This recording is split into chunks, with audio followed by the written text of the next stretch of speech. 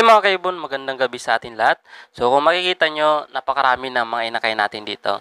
Bakit nga ba kinuha na natin kahit malilit pa? Ako na yung magpapalaki sa kanila at gagawin ko ito na future breeder. Mas maganda po kasi kapag yung mga breeder natin ay maamo. Once naman na nagkaroon po sila ng itlog at sinilip po natin, hindi gaano masilan. Kumbaga, sanay po sa tao. Okay lang po sa kanila na silipin yung kanilang mga itlog o inakay. Kaya naman, kinuha ko to at gagawin ko tong future breeder. Although, yung mga parents naman nito ay magagaling bumuhay. So, doon po sa pinanggalingan nito, which is 4 na parisan, so, yung gagawin naman nun ay mangingitlog ulit. Sa ngayon ay simula na ng breeding season. So, meron na tayong handfeed, mangingitlog pa yung mga parisan natin na pinanggalingan nito. Huwag kayong mag-alala mga kaibon kasi kampante naman po ako na mabubuhay ko na to lahat.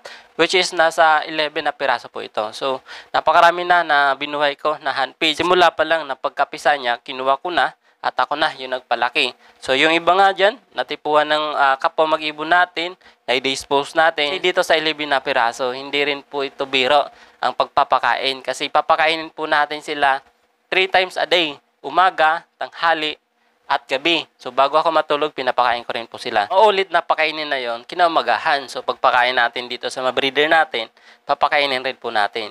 So, siguro, aabutin rin po tayo na mahigit 1 month. Tayo yung magpapakain po sa kanila.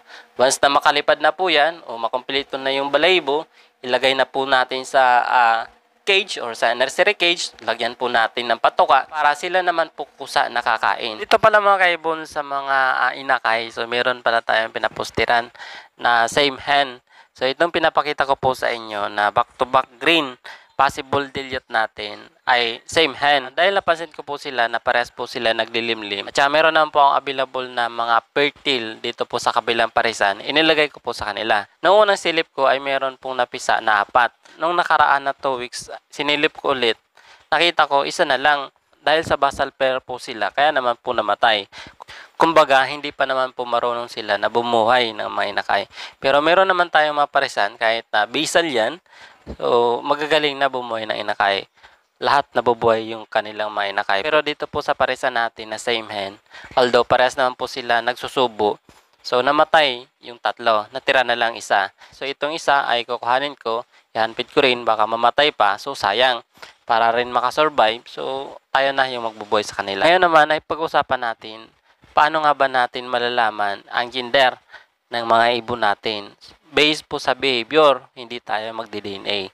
So dito, sa parisa natin na same hen, nalaman ko kaagad yung kanilang gender dahil unang-una, parehas po sila naglilimlim. Sa mga lalaki po kasi na African lovebird, hindi naman po yan naglilimlim. Kapag meron pong itlog yung kanyang parisan, yung hen, nasa harap lang po siya ng dapuan o kaya nasa harap po ng holes ng nest box. So, hindi po yan mga naglilimlim. Yung mga hen lang po yung naglilimlim.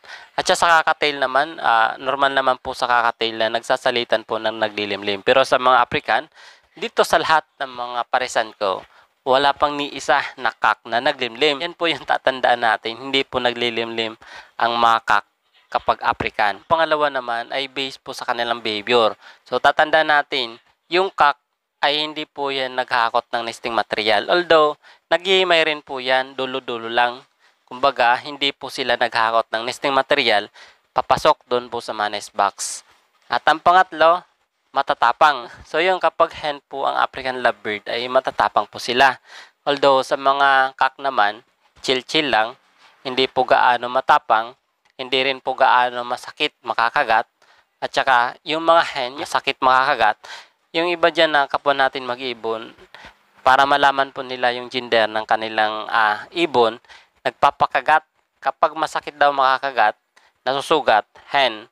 Kapag naman daw kak, kumbaga yung kagat niya ay parang hindi naman po nilalakasan at hindi nasusugat, ang ibig sabihin nun ay kak. So yun po yung basihan niya para malaman yung gender ng kanyang ibon. At ang panghuli natin mga kaibon ay sa size. Sa mga hen ay big size, samantala sa kak ay small.